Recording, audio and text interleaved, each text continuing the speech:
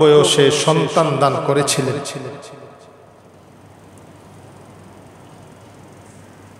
তখন ওনার বয়স 120, স্ত্রীর বয়স 99।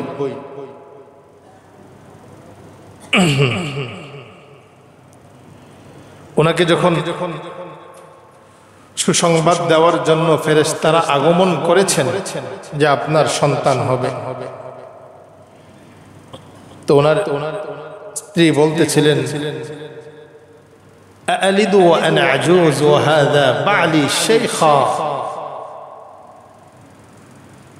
আমি কি সন্তান জন্ম দেব? আমি তো বৃদ্ধা, আর আমার এই স্বামী তো বয়োবৃদ্ধ এক ব্যক্তি। এটা তো এক আশ্চর্যজনিত বিষয়, এই বয়সে সন্তান আগমন করবে, আসবে, এটা তো এক আশ্চর্যজনক ব্যাপার। তো ফেরেশতাদের উত্তরটা ছিল কি, আতা'জাবিনা মিন আমরিল্লাহ, তোমরা কি আল্লাহ তাআলার নির্দেশের ব্যাপারে বিস্ময় প্রকাশ করতেছো? তোমাদের পরিবার তো এমন পরিবার যে তোমাদের পরিবারের উপরে আল্লাহ তাআলার রহমত বরকত রয়েছে। সুবহানাল্লাহ।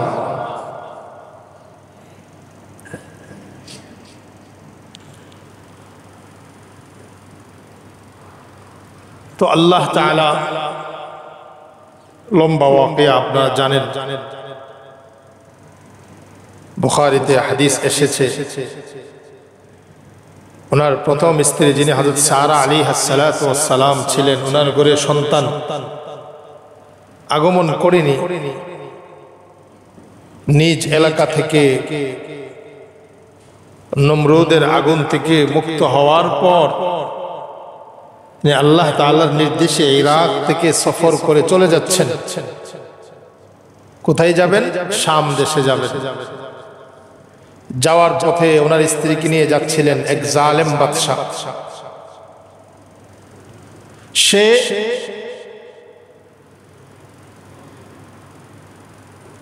জালেম অত্যাচারী ছিল।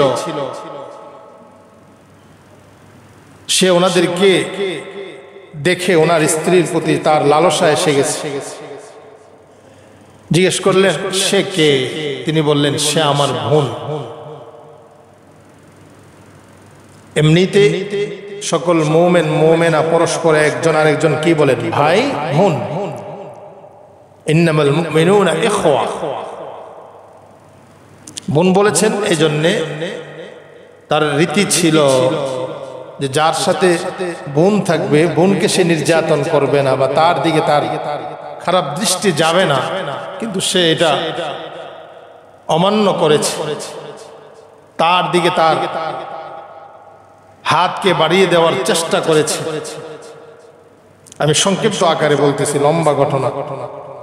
আলাদা ঘরে নিয়ে যখন হযরত সারার দিকে তার হাত বাড়ালো, তো হাত বাড়ানোর সাথে সাথে হাত পাথর হয়ে গেছে। সুবহানাল্লাহ। তো পয়গম্বরের স্ত্রী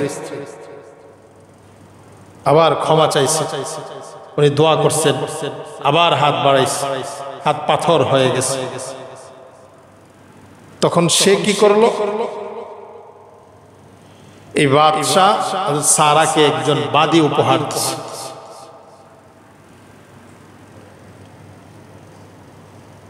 তো এখান থেকে মুক্ত হয়ে সফর শুরু করলেন, যেতে থাকলেন।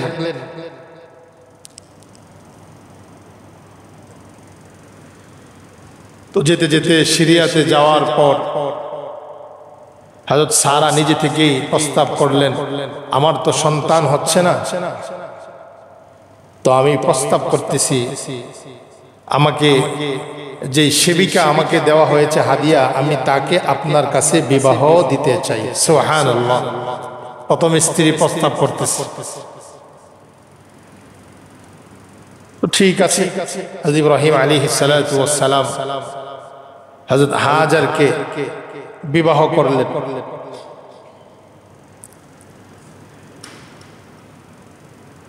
এখানে উনিও একত্ববাদী ছিলেন, যাকে হাদিয়া দেওয়া হয়েছিল, যাকে হযরত সারা নিজে প্রস্তাব করে হযরত ইব্রাহিম আলাইহিস সালাতু ওয়াস সালামের ঘরে পাঠিয়েছেন।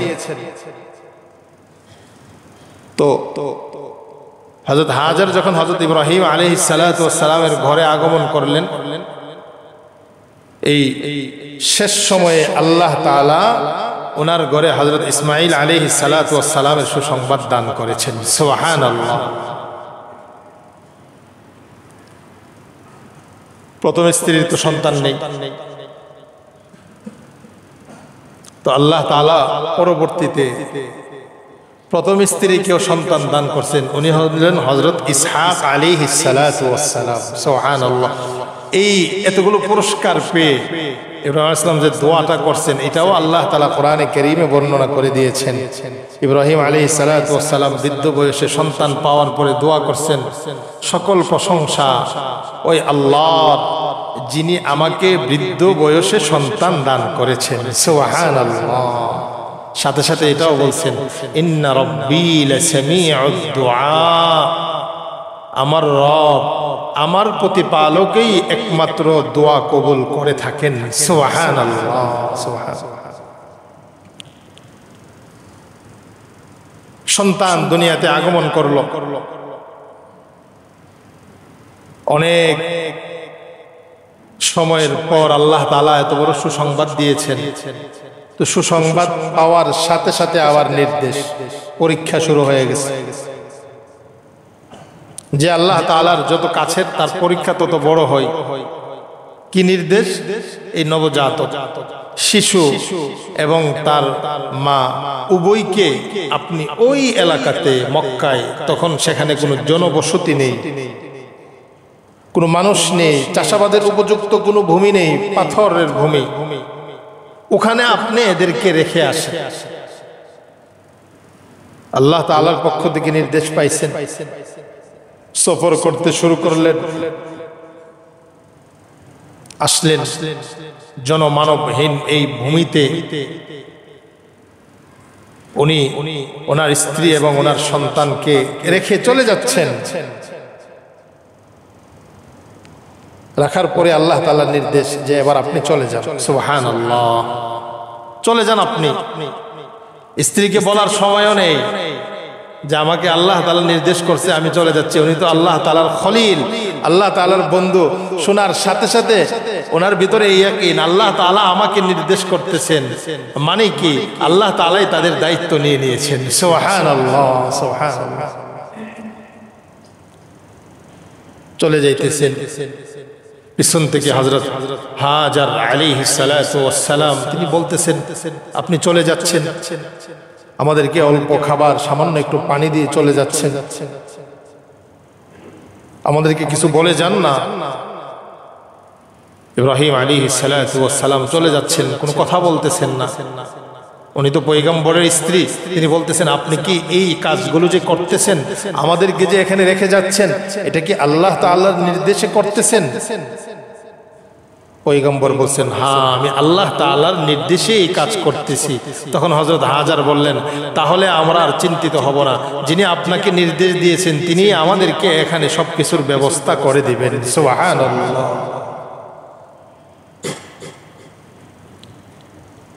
কোরআনে কারীমে বর্ণিত আয়াতের অর্থগুলো শুধু আপনাদের সামনে বলতেছি, কিন্তু এটা কত বড় এক কুরবানি।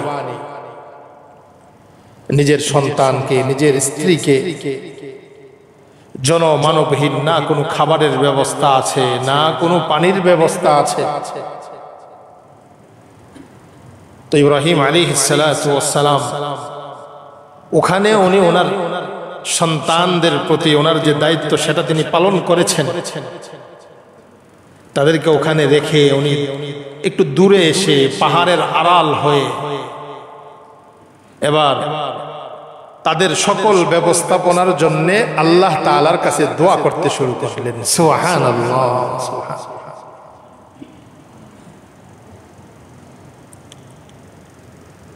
দোয়া করতেছেন,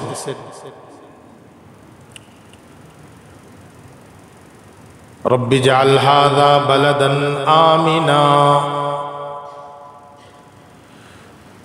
وارزق أهله من الثمرات من آمن منهم বিল্লাহি ওয়াল ইয়াউমিল আখির قال ومن كفر فأمتعه قليلا ثم أضطره إلى عذاب النار ইব্রাহিম আলাইহিস সালাতু ওয়াস সালাম দোয়া করতেছেন, আল্লাহ আপনি এই নগরীকে নিরাপদ নগরী হিসাবে কবুল করে নেন। সুবহানাল্লাহ। ওয়ারযুক আহলাহু মিনাস সামারাত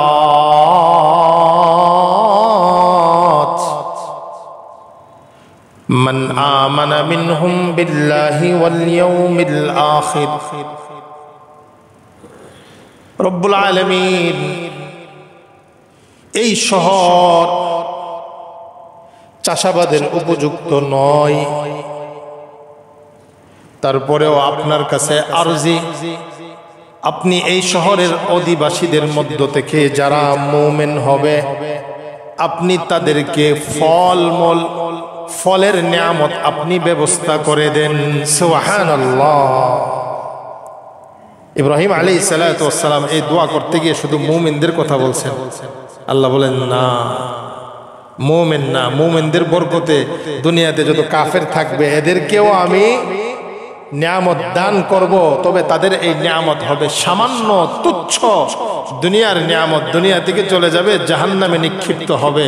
আর মুমিনরা দুনিয়াতেও আমার নিয়ামতে থাকবে, আখিরাতেও আমার নিয়ামতে থাকবে। সুবহানাল্লাহ। নিরাপত্তার জন্য দোয়া করছে। পাহাড়ের আড়ালে এসে আরো দোয়া করতেছে,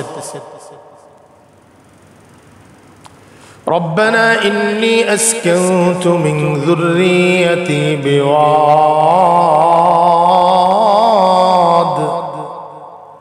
غير ذي زرع عند بيتك المحرم। ইব্রাহিম আলাইহিস সালাতু ওয়াস সালাম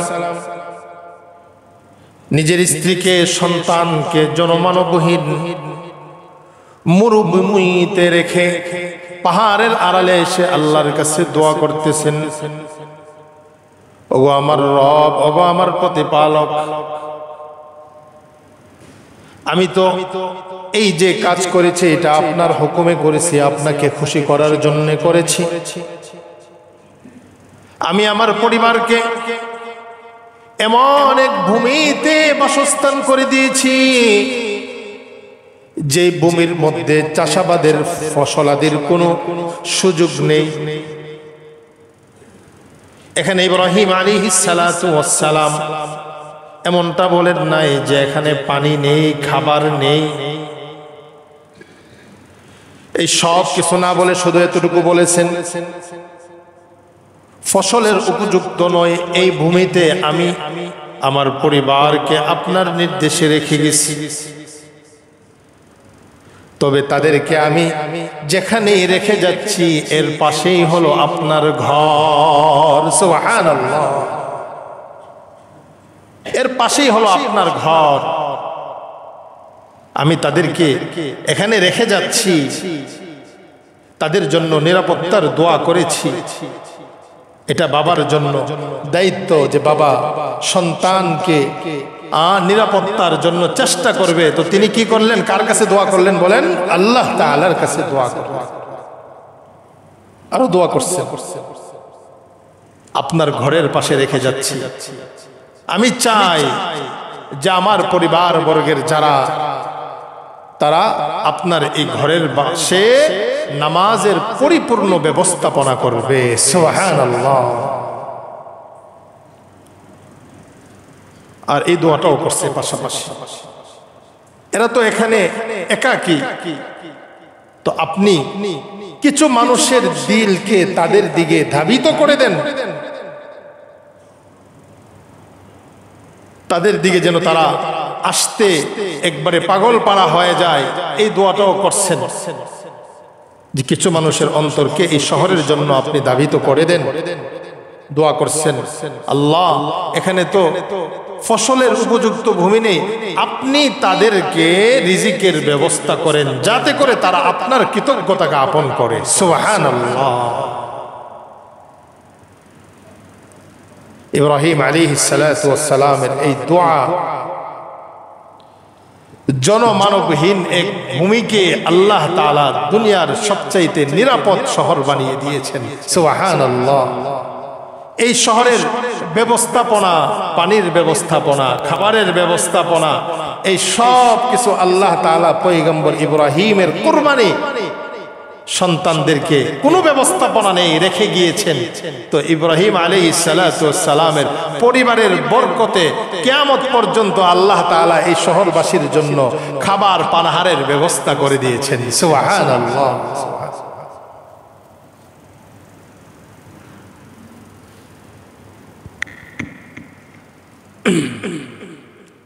বাবার জন্য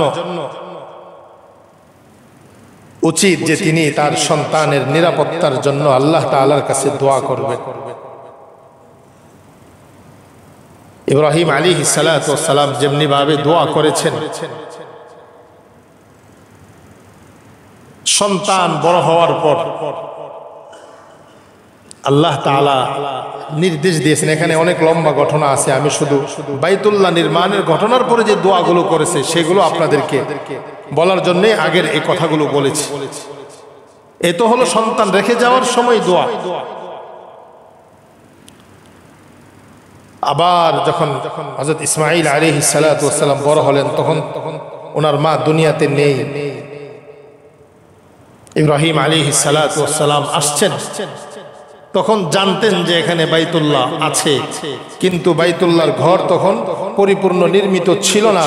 যেটা আমি পূর্বের জুমাতে বলেছি, হযরত নূহ আলাইহিস সালাতু ওয়াস সালামের প্লাবনের সময় আল্লাহ তাআলা বাইতুল্লাহকে আসমানে উঠিয়ে নিয়ে গিয়েছিলেন, আর বাইতুল্লাহর ভিত্তিটা জমিনের নিচে, বালুর নিচে ছিল।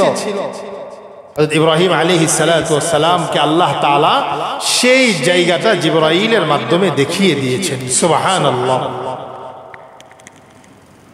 বাবা ছেলে বাইতুল্লাহ নির্মাণ করতে শুরু করলেন। নির্মাণ করতে করতে করতে করতে হাজরে আসওয়াদের জায়গা যখন আসছে, তাফসীরে কুরতুবীতে নিয়ে আসছে ইমাম কুরতুবী বর্ণনা, ইব্রাহিম আলাইহিস সালাতু ওয়াস সালামের সন্তান ইসমাঈলকে বলতেছে, পাথর, সুন্দর পাথর নিয়ে আস। উনি একটা সুন্দর পাথর নিয়ে আসছেন, এর চাইতে সুন্দর পাথর নিয়ে আস। নিয়ে আসছে, পাশে পাহাড় থেকে ইব্রাহিম আলাইহিস সালাতু ওয়াস সালামকে আওয়াজ দেওয়া হচ্ছে যে এই জায়গার জন্য পাথর আমি পাহাড়ের কাছে আল্লাহ তাআলা সংরক্ষিত করে রেখে দিয়েছেন। সুবহানাল্লাহ। অর্থাৎ হাজরে আসওয়াদ এটা তো জান্নাতি পাথর। বলেন এটা কি ভাই? জান্নাতি পাথর। হযরত আদম আলাইহিস সালাতু ওয়াস সালাম দুনিয়াতে আগমনের সময় তার সাথে আল্লাহ তাআলা এই পাথরকেও দুনিয়াতে প্রেরণ করেছেন। এই পাথরটা পাশের পাহাড়ে সংরক্ষিত ছিল, সেখানে হযরত জিবরাইল পাথরকে দেখিয়ে দিয়েছেন। এই পাথর এনে বাবা ছেলে হাজরে আসওয়াদ যেখানে স্থাপন করা ছিল সেখানে স্থাপন করে দিয়েছেন। সুবহানাল্লাহ। বাইতুল্লাহ বাবা ছেলে নির্মাণ করেছেন। বাইতুল্লাহ নির্মাণ করতে গিয়ে যে পাথরের উপর দাঁড়িয়ে নির্মাণ করেছেন, এই পাথরটাই হলো মাকামে ইব্রাহিম। ইব্রাহিম আলাইহিস সালাতু ওয়াস সালামের দাঁড়ানোর স্থান। বাইতুল্লাহ নির্মাণের সময় ওনারা কিছু দোয়া করছেন। এই দোয়াগুলোর মধ্যে যে কি তাসির, কি প্রভাব, শব্দ বলবো, মর্মার্থ বলতে পারবো, কিন্তু এর ভিতরে যে কত আবেগ, কত ভালোবাসা নিয়ে দোয়া করছেন। এত বড় কাজ আল্লাহ তাআলা পয়গম্বরকে দিয়ে নিয়েছেন, কিন্তু ওনার কত অনুনয়, কত বিনয়, কত নম্রতা।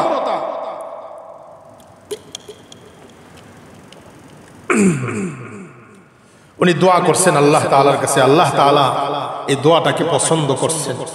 তো এই দোয়াটাকে আল্লাহ তাআলা কোরআন বানিয়ে দিয়েছেন। সুবহানাল্লাহ।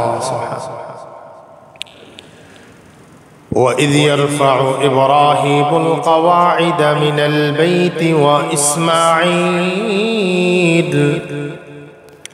ربنا تقبل منا إنك أنت السميع العليم ربنا واجعلنا مسلمين لك ومن ذريتنا أمة مسلمة لك وأرنا مناسكنا وتب علينا إنك أنت التواب الرحيم رب العالمين ارشاد করেন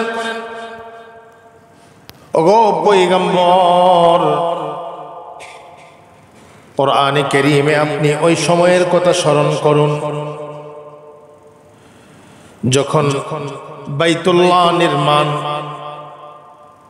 করার সময় বাইতুল্লাহর প্রাচীরকে ইব্রাহিম এবং তার সন্তান ইসমাইল উঁচু করতেছিলেন তারা দুইজন নির্মাণের সময় তাদের প্রতিপালকের কাছে দোয়া করছেন রব্বানা তাকাব্বাল মিন্না ইন্নাকা আনতাস সামিউল আলিম উভয়জনে দোয়া করছে ওগো আমাদের রব ওগো আমাদের প্রতিপালক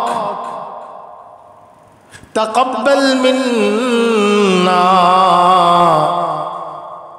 আপনার এই ঘরের খেদমতে আপনি আমাদেরকে ব্যবহার করেছেন পুনর্নির্মাণে আমরা অংশগ্রহণ করেছি আমাদের এই সেবাটাকে আপনি কবুল করে নেন সুবহানাল্লাহ ইন্নাক নিশ্চয়ই আপনি আনতাস সামিউল আলিম আপনি একমাত্র শ্রবণকারী আপনি শুনতেছেন আমরা কি দোয়া করতেছি আর দোয়ার সময় আমাদের অন্তরে কি এটাও আপনি জানেন সুবহানাল্লাহ রব্বানা ওয়াজআলনা মুসলিমাইন লাক ওয়া মিন যুররিয়াতিনা উম্মাতাম মুসলিমাতাল লাক আর দোয়া করতেছেন ওগো আল্লাহ আপনি আমাদেরকে আপনার একান্ত আনুগত বান্দা হিসাবে কবুল করে নেন সুবহানাল্লাহ শুধু নিজের জন্য দোয়া করেন নাই নিজের আনেওয়ালা ভবিষ্যৎ উম্মতের জন্য দোয়া করতেছেন ওয়া মিন যুররিয়াতিনা উম্মাতাম মুসলিমাতাল লাক আমার আলে আওলাদদের মধ্য থেকেও একটা দল আপনি এমন সৃষ্টি করে দেন যারা একমাত্র আপনার আনুগত্যশীল হবে সুবহানাল্লাহ ওয়া আরিনা মানাসিকানা আল্লাহ বাইতুল্লাহর হজ কিভাবে করব এই পথ পদ্ধতিটাও আপনি আমাদেরকে শিক্ষা দিয়ে দেন সুবহানাল্লাহ ওয়া আরিনা মানাসিকানা মানাসিকের অনেকগুলো তাফসীর এর মধ্যে একটা মশহুর তাফসীর হলো এই ঘর যে নির্মাণ হয়েছে এই ঘরের হজ কিভাবে করা হবে এই তালিমটা আপনি আমাদেরকে শিক্ষা দেন সুবহানাল্লাহ সুবহানাল্লাহ তারপরে আবার দোয়া করতেছে ওয়াতুব আলাইনা আল্লাহ আপনি আমাদেরকে ক্ষমা করে দেন আপনিই তো ক্ষমাশীল আপনিই তো দয়ালু সম্মানিত মুসল্লিয়ানে কেরাম এই দোয়াগুলো এখানে আল্লাহ তাআলা উল্লেখ করার কি কি কারণ রয়েছে আমাদের এখানে কি কি নসিহা রয়েছে এগুলো একটু বোঝার চেষ্টা করি আমরা আল্লামা তাকি ওসমানী এখানে তিনটা কারণ বর্ণনা করেছে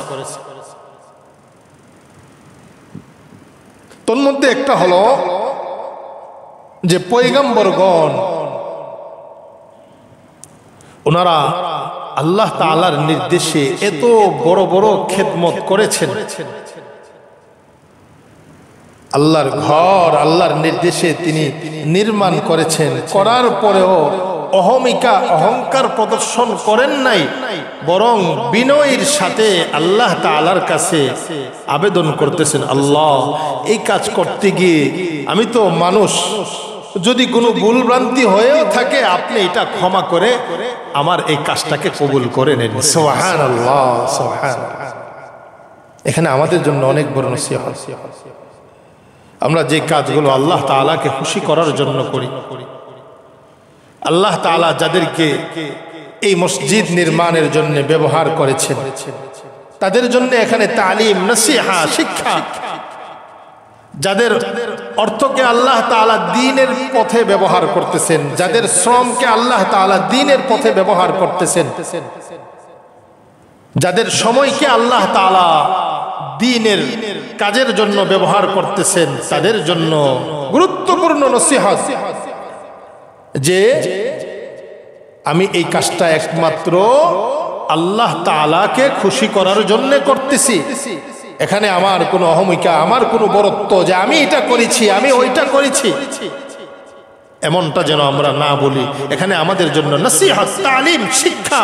পয়গম্বর ইব্রাহিম আল্লাহর ঘর নির্মাণ করার পরেও এত বড় জলিলুল কদর নবী হওয়া সত্ত্বেও আল্লাহ তাআলার সামনে নিজেকে সঁপে দিয়ে বলতেছেন, আল্লাহ এই কাজ করতে গিয়ে যদি আমার কোনো ভুল ত্রুটি হয়ে যায় আপনি ক্ষমা করে দেন। সুবহানাল্লাহ, সুবহানাল্লাহ। এজন্য যাদেরকে আল্লাহ তাআলা আল্লাহর ঘরের জন্য নির্বাচিত করেছেন, খিদমাতের জন্য, মসজিদ কমিটি, মসজিদের সম্মানিত সভাপতি, মুতাওয়াল্লি, সাধারণ সম্পাদক, সদস্য, মুসল্লিয়ানে কেরাম, আপনাদের জন্য এখানে অনেক বড় মেসেজ। এটা হলো আপনাদের এই খিদমাত, এটা একমাত্র আল্লাহ তাআলার রাজি আর খুশির জন্য।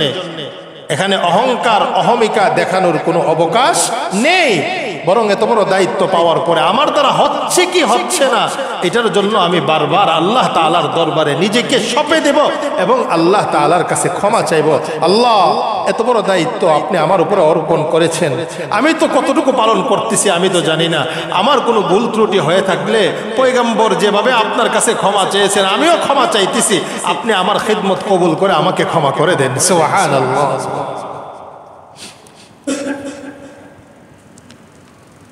দ্বীনের কাজ করার পরে এ কথা বলা যাবে না এটা আমি করেছি, ওইটা নমনীয়তার সাথে বলি, আল্লাহ আমাকে ব্যবহার করেছে, আল্লাহ আমার মালকে পছন্দ করেছেন বিদায় আল্লাহ তাআলা আমার মালকে ঘরের জন্য লাগিয়েছেন। এটা আমি করে দিয়েছি, ওইটা আমি করে দিয়েছি, এটা আল্লাহ তাআলা পছন্দ করেন না। দ্বিতীয় নাম্বার, যে অহংকার দেখানো যাবে না, বিনয়ের সাথে আল্লাহ তাআলার সামনে নিজের খিদমাতকে উপস্থাপন করতে হবে। আবার পয়গম্বরগণ এই খিদমাতগুলো করেছেন একমাত্র লিবতিগাই মারদাতিল্লাহ, আল্লাহ তাআলার সন্তুষ্টি অর্জনে, দুনিয়ার কারো প্রশংসা করানোর জন্য নয়। আমাদের কোনো কাজ যদি এমন হয়ে যায় যে দিনই কাজ করতেছি মানুষ আমার প্রশংসা করবে, তাহলে এটা বরবাদ হয়ে যাবে, এটা আল্লাহ তাআলার দরবারে পৌঁছবে না। বড় কুরবানি দেব, মানুষ প্রশংসা করবে যে অমুকে অনেক বড় কুরবানি দিয়েছে, এলাকাতে ডাক পড়ে গেছে। এজন্য আল্লাহ তাআলা এ ব্যাপারে বলেই দিয়েছেন, তোমাদের কুরবানির পশুর জন্তু, গোশত, রক্ত এগুলো আমার কাছে পৌঁছাই না, আমার কাছে তো আসবে তোমার দিনের অবস্থা। সুবহানাল্লাহ, সুবহানাল্লাহ। এটা সব ক্ষেত্রে। উনি কি করলেন? আল্লাহ তাআলার সন্তুষ্টি অর্জনের জন্য বাইতুল্লাহ নির্মাণ করেছেন, আর পাশাপাশি প্রশংসা করানো না, পাশাপাশি আল্লাহ তাআলার দরবারে নিজেকে সঁপে দিয়ে বলতেছে, আল্লাহ এই কাজটা আপনি আমাকে তৌফিক দিয়েছেন বিদায়ী তো আমি করেছি, এই জন্য আপন দয়ে তাকাব্বাল মিন্না, আপনি এই খিদমাতকে কবুল করে নেন। সুবহানাল্লাহ, সুবহানাল্লাহ। আমাদেরও এমন হতে হবে, আমার মসজিদের জন্য সময় দেওয়া, মাদ্রাসার জন্য সময় দেওয়া, ছাত্রদের জন্য সময় দেওয়া, উম্মতের কাছে কাছে দাঁড়ায় কালেকশন করা, মসজিদে দাঁড়ায় কালেকশন করা, এটাও একমাত্র আল্লাহর জন্য। এটা একমাত্র এটাই আমার দিলে থাকতে হবে। বাইরে অন্য কিছু হইলে যে আমি আসার দ্বারা আমার অনেক উন্নতি হয়েছে, আমি আসার পরে এই হয়েছে সেই হয়েছে, এটা বললে আমার 2 বছর 5 বছর 10 বছরের খিদমত সব বরবাদ। হুজুর পিছনে তো এমন হয়ে গেছে, হয়ে গেলে আজকে থেকে ইস্তেগফার করেন, আস্তাগফিরুল্লাহ রাব্বি মিন কুল্লি যামবি ওয়া আতুবু ইলাইহি লা হাওলা ওয়ালা কুওয়াতা ইল্লা বিল্লাহিল আলিয়্যিল আযীম।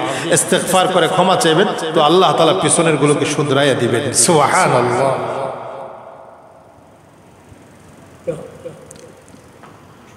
তৃতীয় নাম্বার,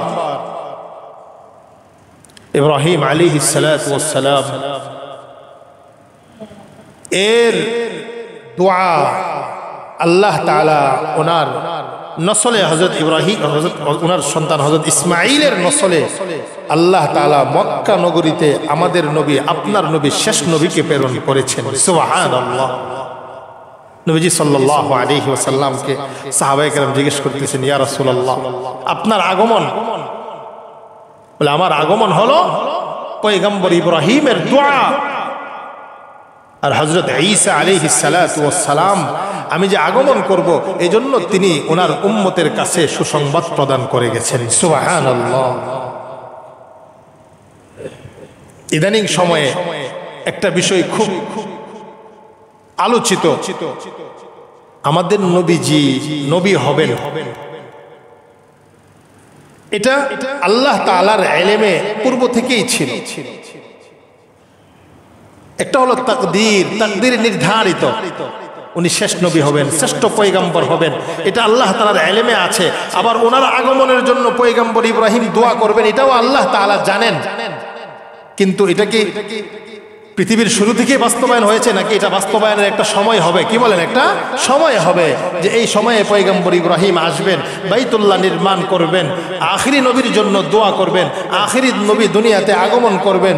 দুনিয়াতে আগমন করার পর 40 বছর হওয়ার পরে আল্লাহ তাআলা ওনার নবুয়তকে সকলের সামনে কি করবেন? প্রকাশ করে দিবেন। এর আগেও তিনি নবী, এটা হলো আল্লাহ তাআলার সিদ্ধান্ত। বলেন এটা কি? আল্লাহ তাআলার সিদ্ধান্ত।